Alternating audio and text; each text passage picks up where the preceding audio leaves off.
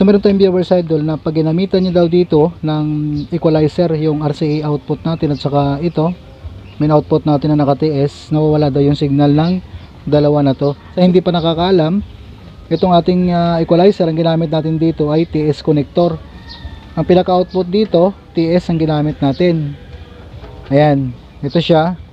Tapos dual RCA ang pinakadulo nito idol. Ito yung connector na ginagamit natin dito sa hindi pa nakakaalam para magamit itong ating equalizer to amplifier. So ito lang siya.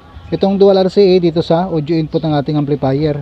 Tapos itong dual TS na to dito sa ating output ng ating output channel 2 at saka channel 1.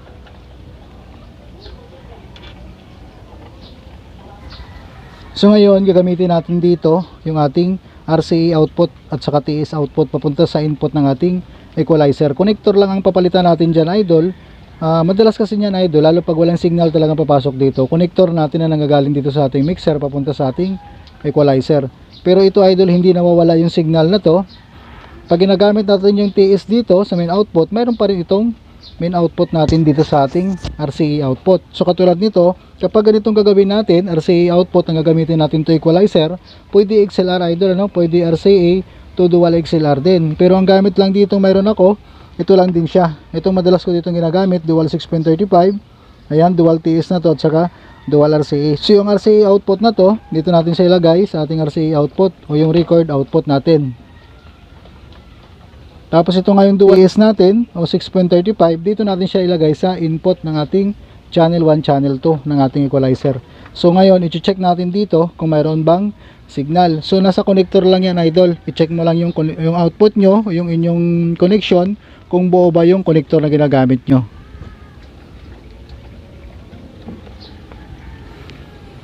So through Bluetooth yung ating connection dito idol, ayan sa ating mixer. So pag nag-volume tayo dito sa ating mixer, so tutunog yan basta buo yung ating connector.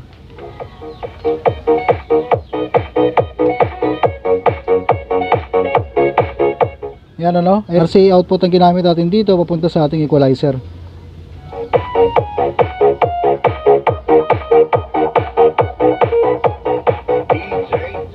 So ngayon papalit tayo ng TS output naman na gagamitin natin.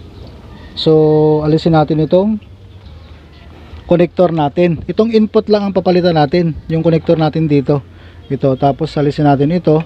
Ito yung ginagamit natin na connector idol. Madalas din to ginagamit natin sa mixer to amplifier. Itong connector na to. So sa mga viewers natin na nagtatanong kung ano ang connector na gagamit dito sa ating mixer to amplifier, basta TS output katulad nito yung ating mixer, ito ang magagamit natin sa mga amplifier na katulad nito. Itong RCA input dito, yung katulad nitong integrated amplifier, dual 6.35 to dual RCA. So magpapalit tayo ng connector dahil TS output ang gamitin natin dito. Ito lang siya, TS to TS lang output lang tayo dito sa ating left and right channel ng ating mixer. Tapos papunta sa input ng ating channel 1, channel 2 lang din ng ating equalizer. TS connector naman tayo dito, or main output yung ating gamit na TS connector. So main output, volume tayo.